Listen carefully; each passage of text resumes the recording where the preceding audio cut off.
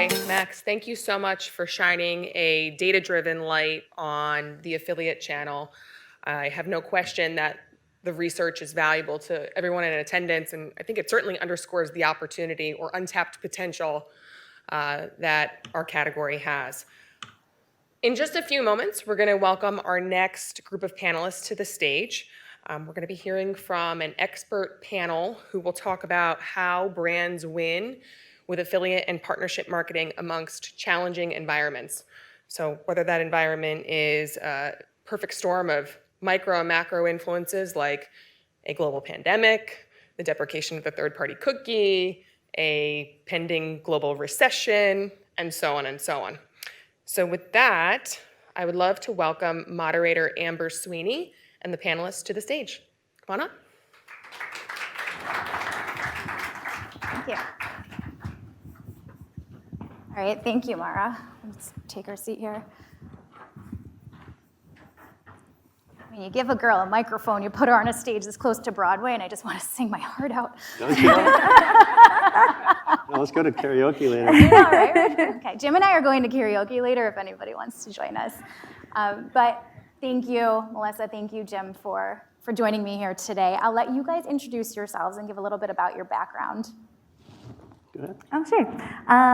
For those that don't know me, I'm Melissa Salas. I'm Director of Marketing for Shop Premium Outlets, part of the Simon Property Group, and a startup within the group. If you've grown up going to the premium outlet malls, we're now the e-commerce division, and so happy to be here. Thanks for having me, Melissa. I'm Jim Wendt, and I'm the e-commerce manager at the Coffee Bean and Tea Leaf, so I run the direct-to-consumer business for the company. All right, thank you. And Mara had mentioned my name is Amber Sweeney, and I'm the VP of Customer Solutions at Partnerize. So again, thank you both for joining me here today. I think this is definitely a relevant conversation that we're about to have.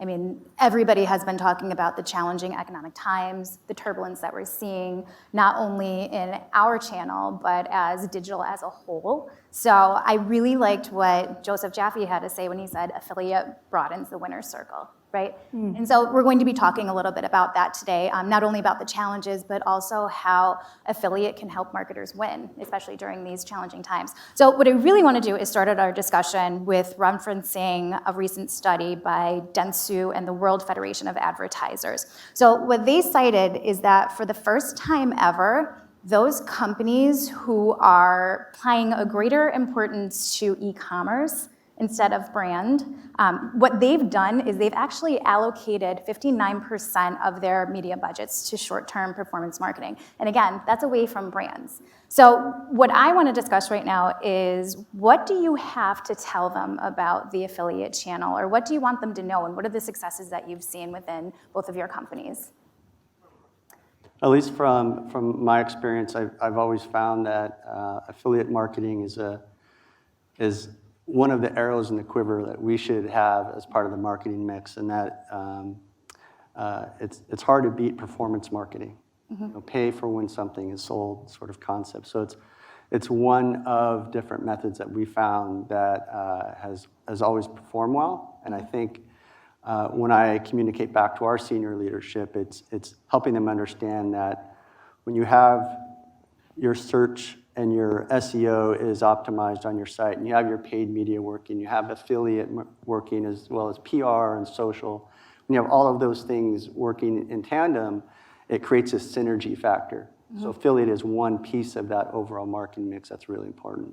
I like that you said the synergy within the marketing mix, because again, as Matt and some of the other panelists were talking about, is affiliate is seen as an afterthought sometimes, or to the side. So I like how in your company you're looking at it as comparatively within that marketing mix. How about you, Melissa? Well, for me, it's always been a channel that I've championed, and it's a channel that has been very passionate with me throughout my entire career. It's proven, it's scalable, and it can even be profitable. It ebbs and flows. For brands that have been through economic downturns and have come out on the successful end of it, knows that if you can scale, which you can with performance-based marketing, with affiliate marketing channels, you can win during these times. So it's definitely something, we talked about having a seat at the table. It's something that I push for all the time with every, in my experience and with Shop Premium Outlets. So keeping on the same topic of this impending recession that everybody keeps talking about, people within the partnerships channel, they're really glorifying the channel, right, for the short-term success that it can drive. So that's going back to the ROAS factor, right? We see about a 12-to-1 ROAS with affiliate marketing. So my question to you, and this is a tough one, do you think affiliate marketing is recession-proof? It's 100% recession-proof because, like I was mentioning earlier, with the ebbs and flows, you can shift your spend based on what your company's going through at the time. I mean, there's, just from all the conversations that I'm having, there are brands that are still dealing with the pandemic. They still, they're receiving now product that was on container ships 2 years ago. They've got out of, fashion products, expired products, and they're trying to still make a profit and get through that time, and then look at, inflation and recession, right in the eyes. And so it definitely is recession-proof because if you could, adjust your spend based off of the profit margins that you have, then it's low risk. It's high rewards. Maybe last year you were able to spend 20% commission, but this year you can only spend 10%. But if you do the right things where you're, even improving the overall site experience and improving your conversion rate, you actually could be doing more and still growing. Mm-hmm. That's a good point. Jim, let me ask you a question. Did affiliate during the pandemic, did it deliver value that other channels couldn't? It still did. It still did. And I, regardless of the economic times, I think that I would continue to use affiliate as one of our key marketing channels. I do remember back when I used to run my first eCommerce role, where I ran a site selling refurbished consumer electronics, and that was a pure startup, and it was right during a recession, right? So we weighed heavily at that time on affiliate marketing, and within 90 days, we managed to get 1,000 affiliates in a short amount of time, and that helped us compete against much more established competitors and created a name for ourselves, and we were able to grow the business from there. Okay, so let me flip this a little bit. We keep talking about the short-term success that affiliate can drive.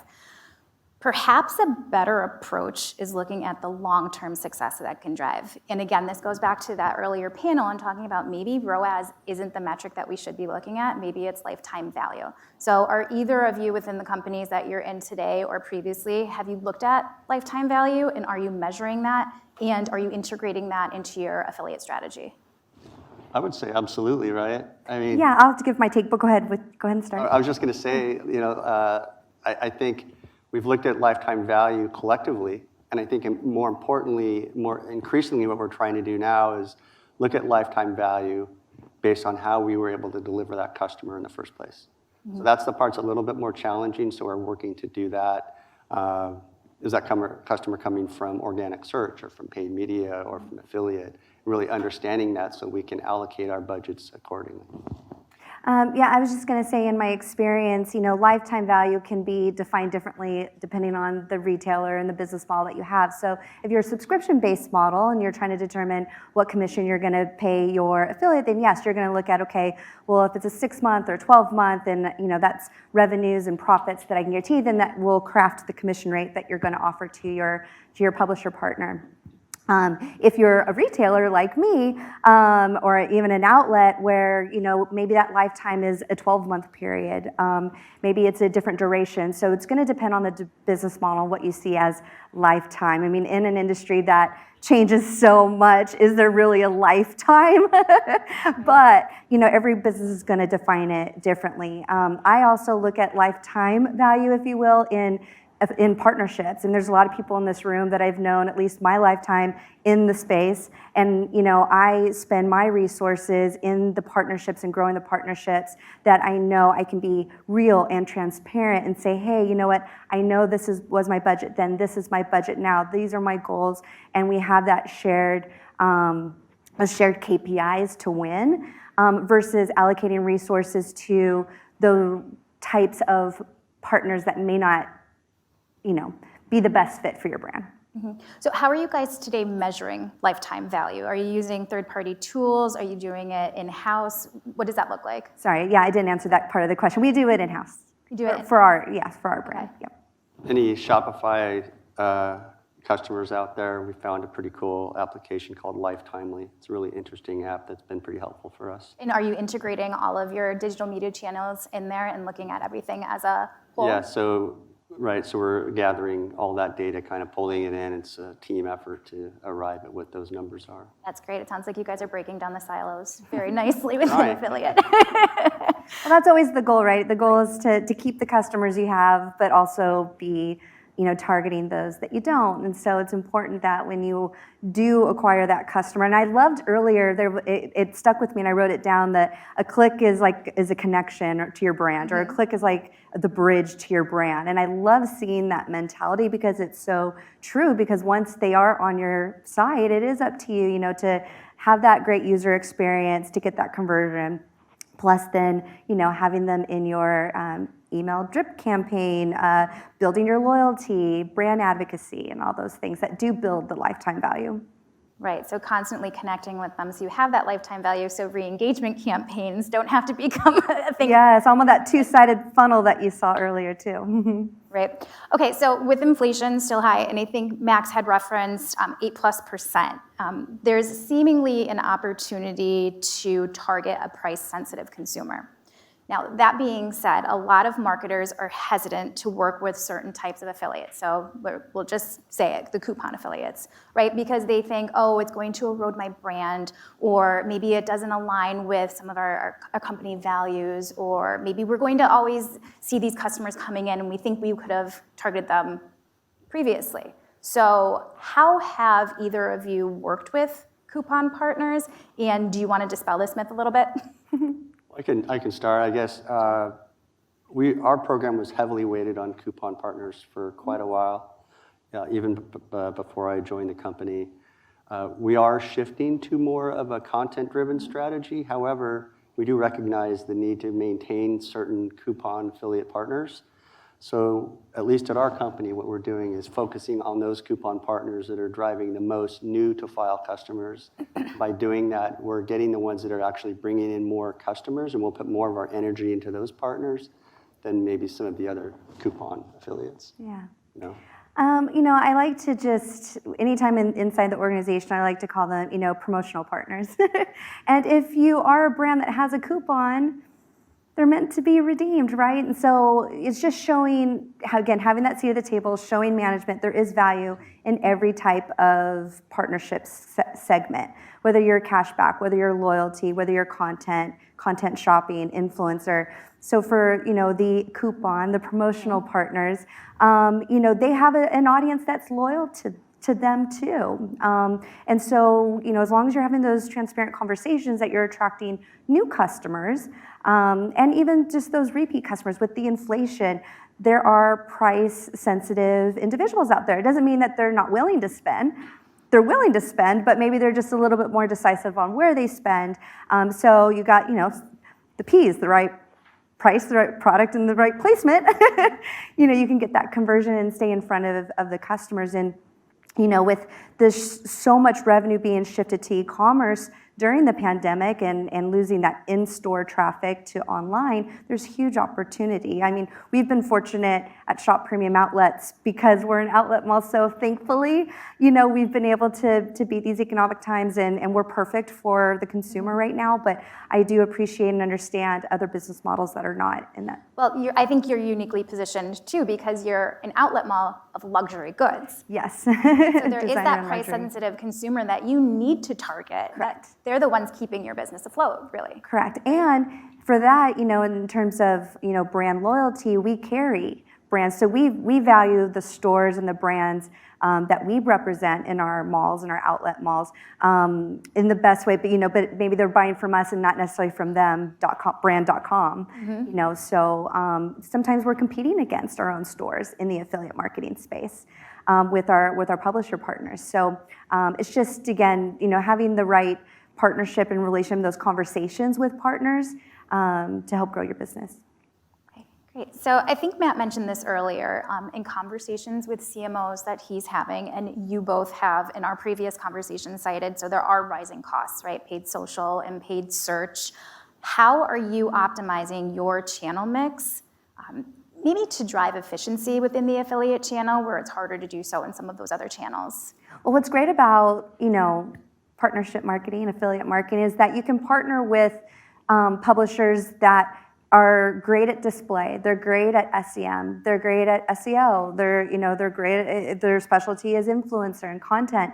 So, you can shift those dollars to performance-based marketing. So it's low risk, high rewards. And if it's tied to your profit margins, then it's, again, that low risk profitability versus allocating those dollars to PPC ads, Facebook, social media ads, where it's great branding, but you don't necessarily may have the conversions where, every dollar is so sensitive right now. Mm-hmm. So I do love the fact that in this industry, there are so many different partners that you can partner with that are experts within those channels, whether it's display for brand awareness or an SEM campaign. Sure. So Jim, when you're comparing affiliate and partnerships to other marketing channels, what are some of the similarities that you're seeing, and then what are some of the differences? We see revenues obviously driving from multiple channels. On the affiliate side, something that's remained consistent is that we're seeing much higher conversion rates from that channel. And so when you look at ROAS stronger, conversion rate stronger, it's just, it gives us the data we need to back up that decision to allocate more spend on the affiliate channel than other traditional marketing channels that most senior executives are most comfortable with or aware of. They're not too familiar with the affiliate side, so it's really showing that data which helps drive that conversation to, make our spend flexible to where we need it to be. But we look at it weekly, monthly, to make those decisions.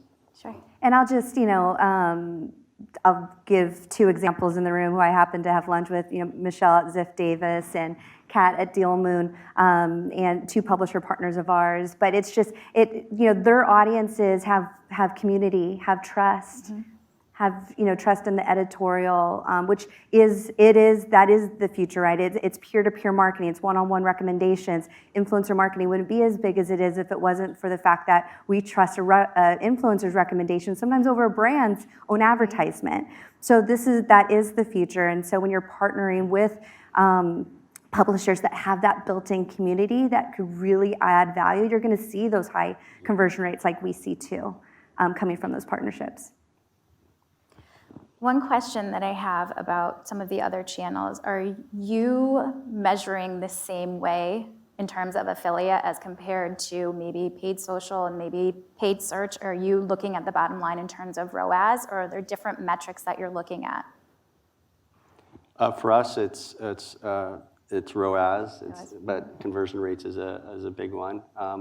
One of the things that I also do, because as much as you want to attribute sales to any particular channel or method, sometimes you just can't get 100%, right? So one of the things I also communicate to our leadership is our direct traffic.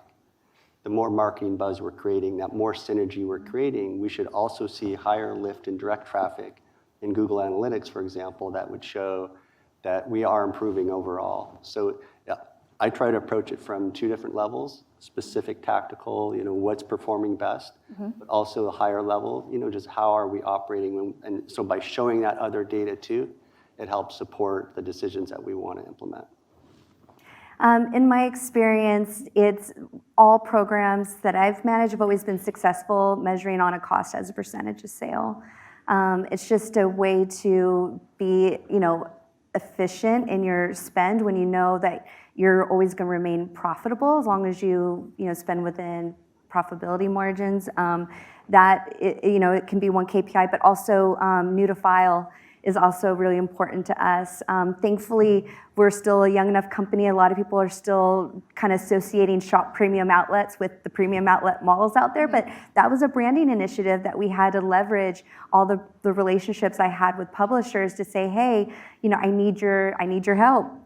This is where we're at, and we need to make that connection with your consumers. And that's why even the content publishers and those that could really tell the story, helped us out. But so, I would say new to file is a really important KPI for us, but also, that keeping the cost as a percentage of sale, within, business strategy.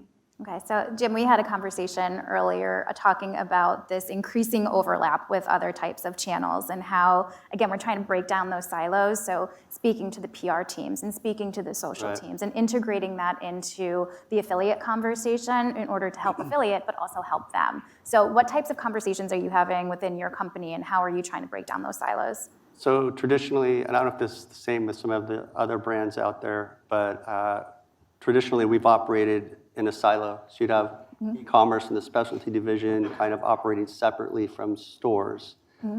We have 1,200 stores. We operate in 40 countries around the world. So the lion's share of our business is really the store side.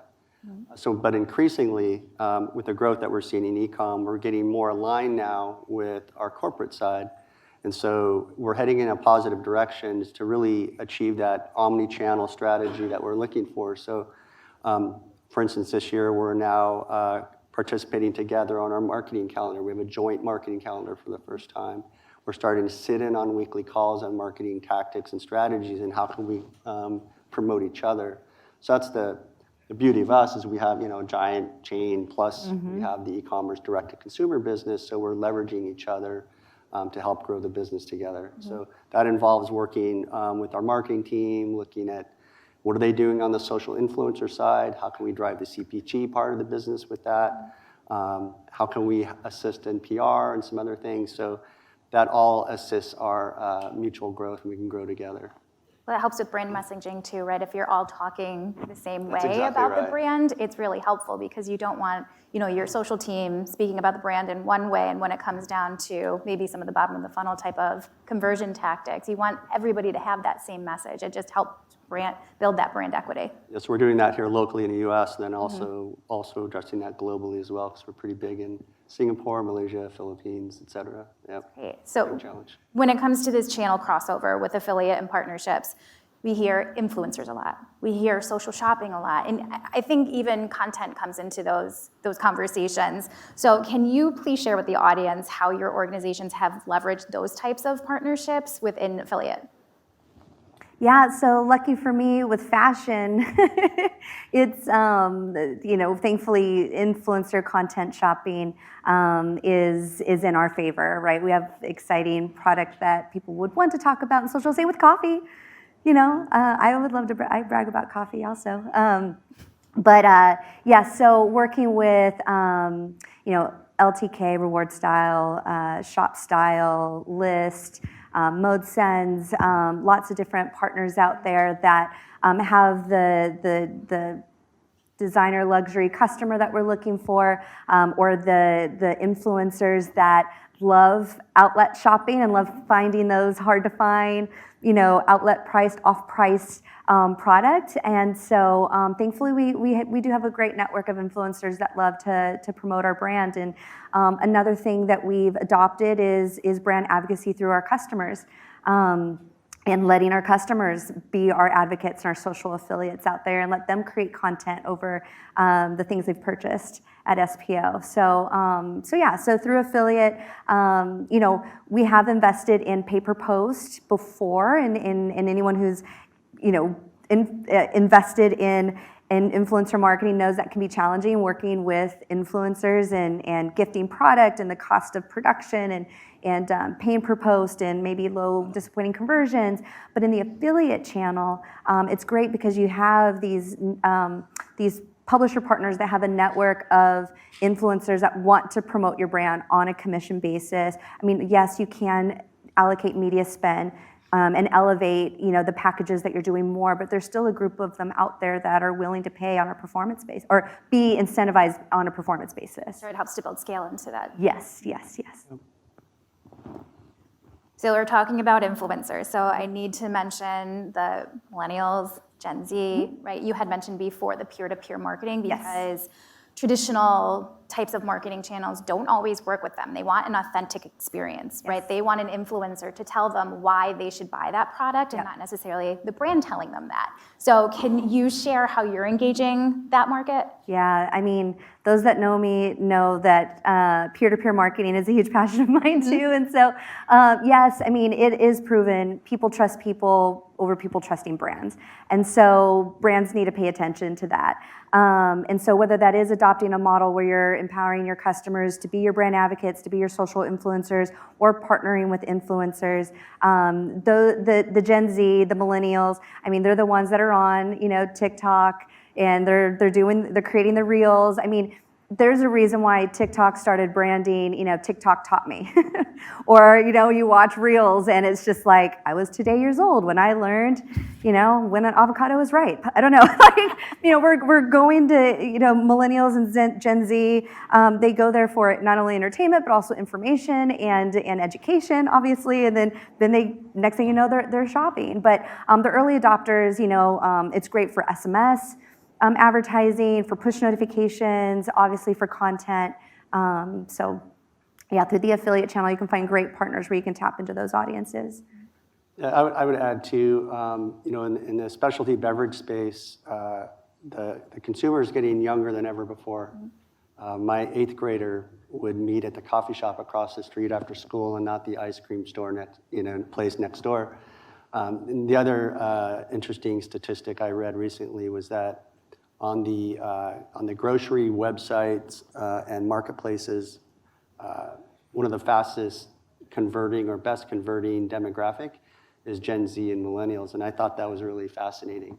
So for us to tap that, I think it kind of dials into our influencer marketing strategy, where influencers tend to dabble, I think you would agree, in multiple channels, right? So they're on TikTok, and more likely they'll also be on Instagram or Snap or whatever. So we're looking at ways to do that. Where I think at our company, we're a little new to the influencer side. I'm helping to drive that internally within the company. But have had some success in previous roles where we've really leveraged that. And the beautiful part is, we want to drive more authentic content with real customers that is believable. I think it's a great way to grow the brand. So that's something that we're really looking to implement for us. Yeah. Well, I would say they're highly influenced by their peers too, and they're willing to spend a little bit more if it's what's popular, what's trendy, what's cool. Everyone kind of wants to, they want to stand out, but also want what everyone else is recommending too, within their friend group. So. Sure, there's definitely a cultural shift happening as well as that economic shift. So speaking to the target audience in a specific way, it's really important in being able to utilize influencers, especially in a channel where you can, on that pay-per-performance basis, have that efficiency. It must be really powerful. And I think you had mentioned in 2023 is really when you're going to start focusing a lot on influencers. Yeah, so we're working pretty hard on our plan going forward on how to leverage that. Okay, great. Okay, so within affiliate marketing, there seems to be 3 distinct groups. People who are using affiliate marketing, right? Those that aren't using affiliate marketing and might have that negative connotation with affiliate, and then those that are really leaning into it and using very innovative approaches through affiliate marketing. So for those who maybe aren't using it or aren't prioritizing it or really testing into some more out-of-the-box type of capabilities that affiliate has, what do you want them to know about the channel? Let's grab some coffee bean coffee and talk about it. More than a 1-minute response. For someone, if they just came up to me super green and was just like, I heard about this affiliate marketing thing, I would tell them to jump in that, it is, again, something that's recession-proof. It's proven. It's been around since the 90s. It's fully scalable. It's a, what is it, $8 to $10 billion, industry. If that doesn't, prove just that there is success in this channel. But it boils down to partnerships and relationships, and it's getting those introductions. I've helped brands that were new to market and they're just getting into affiliate. And when you try to reach a publisher partner for the first time, you might get just a sales team versus a seasoned, account manager. So it's just really, working those relationships and trying to build your case as to why your brand over the 12,000 other merchants that are pitching the same publisher.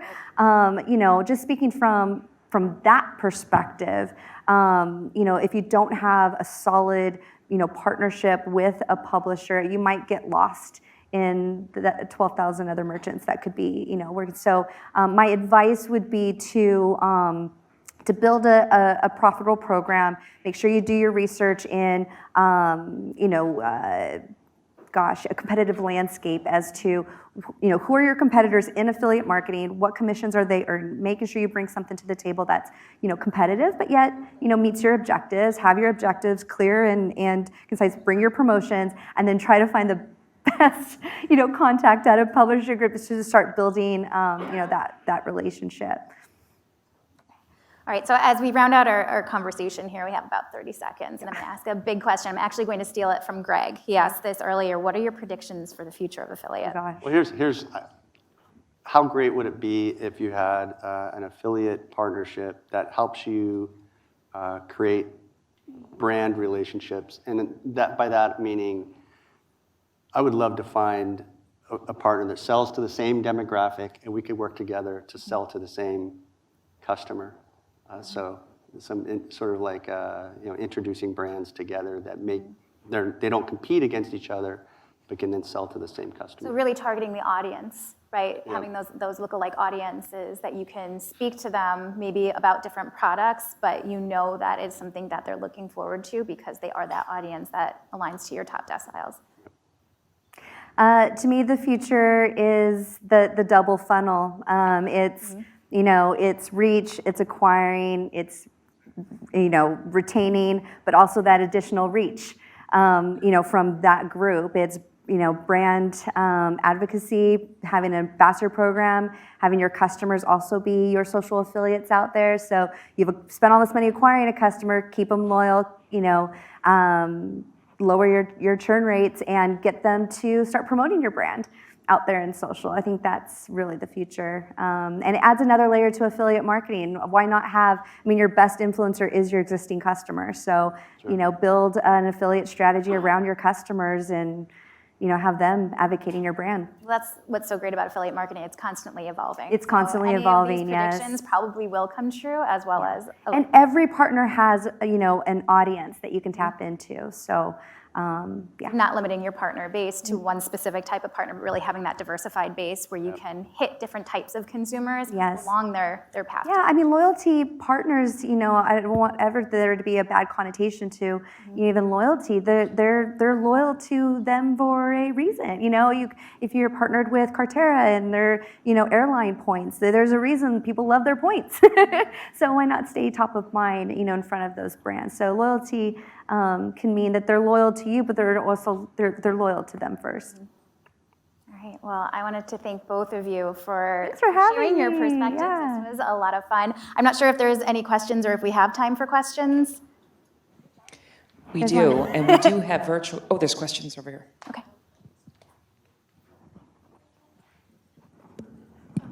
Hi, so I loved what you said about the best influencer is your existing customer.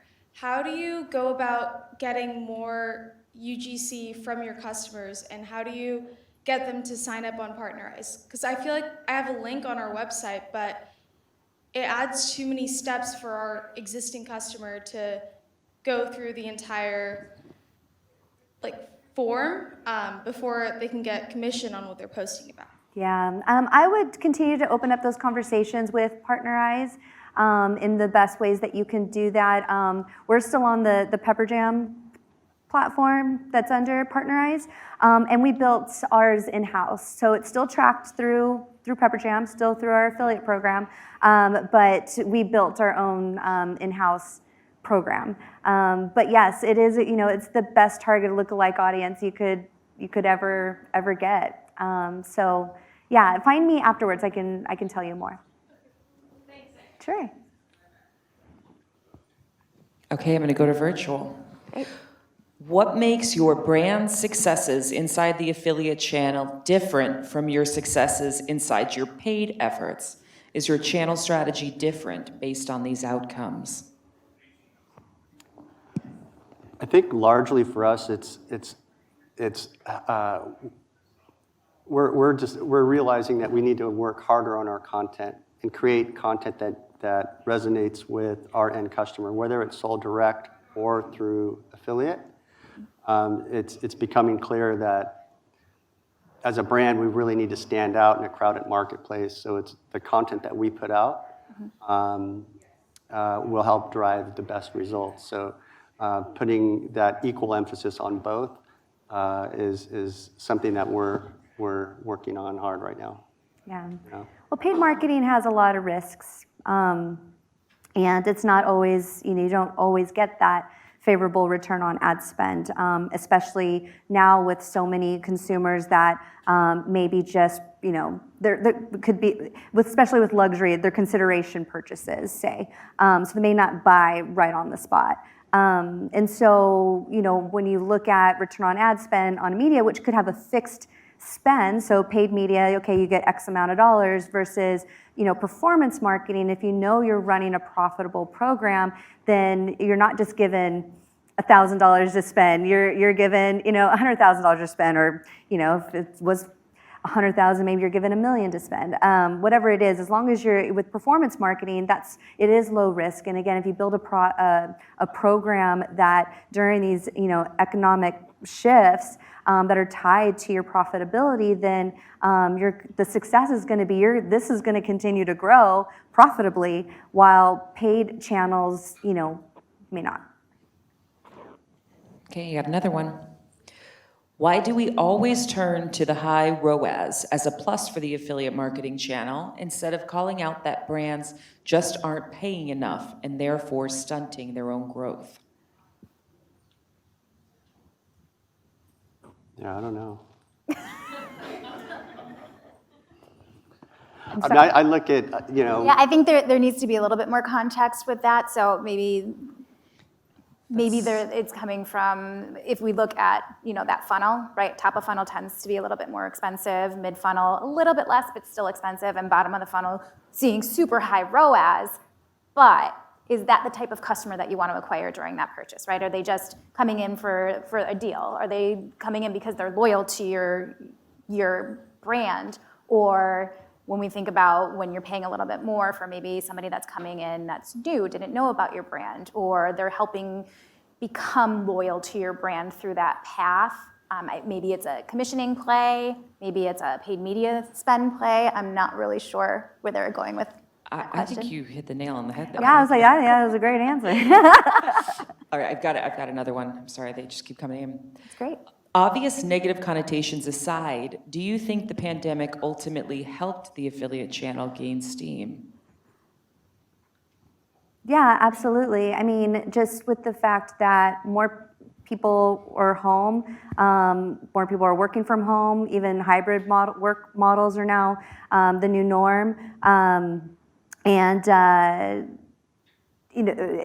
statistics and financials show that I think it was over, in the last 2 years, over $200 billion was shifted to e-commerce from in-store. So, with affiliate marketing being a percentage of that and growing the way that it is, the pandemic definitely did help affiliate marketing.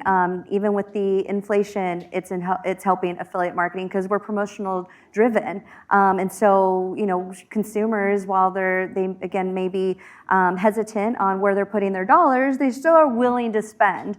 And so with the right partner and product promotion, then you can really still be successful during this time. Mm-hmm. Yeah, I'd say we doubled our business year over year during the pandemic, and we were able to sustain that growth in the years after. So it was definitely a good thing for us. Mm-hmm. Yeah, and Partnerize puts out the performance marketing index, and we saw that, yes, it did help. I think everybody hesitates to answer that question because you don't want to say you benefited from this terrible health crisis as well as economic event. But what I think is interesting is those brands that were able to be really nimble and shift towards e-coms, those are the ones that are now winning, right? Those are the ones that are seeing the most benefit. And again, going back to that 59%, those that are being able to shift some of that spend towards the e-commerce initiatives that they have away from some of that brand initiative, I think, yes, it's going to continue to happen, especially as people become more comfortable shopping through e-commerce and brands make it easier to shop through e-commerce. Yes, and there was a period of time that we all want to forget where, there was warehouses that were closed, there was manufacturing that was closed, there was product stuck on ships. And unfortunately, a lot of brands had to pause spend. We all remember those phone calls, right? But there were those that weren't really, that may not have been affected, and they were able to maybe position themselves in what would have been a more crowded advertising environment. And you're seeing those brands thrive, too, during this time. So yeah, it's, again, you never want to say, oh, I won over such a, over a pandemic, but just because I would purely say because billions of dollars was shifted from in-store to online, that alone shows that, it definitely helped the business. Yeah, and there's a lot less overhead associated with that, right? We don't have to keep the lights on in e-com. Yes, the computer has to run, but there's... Yes, and everyone that knows our channel knows it's predominantly a remote as well. So, yeah. We're good? All right. All right, well, thank you both again. Yes. I really enjoyed our time together. And thank you everyone in the audience for paying attention and your great questions. Thank you. Thank you.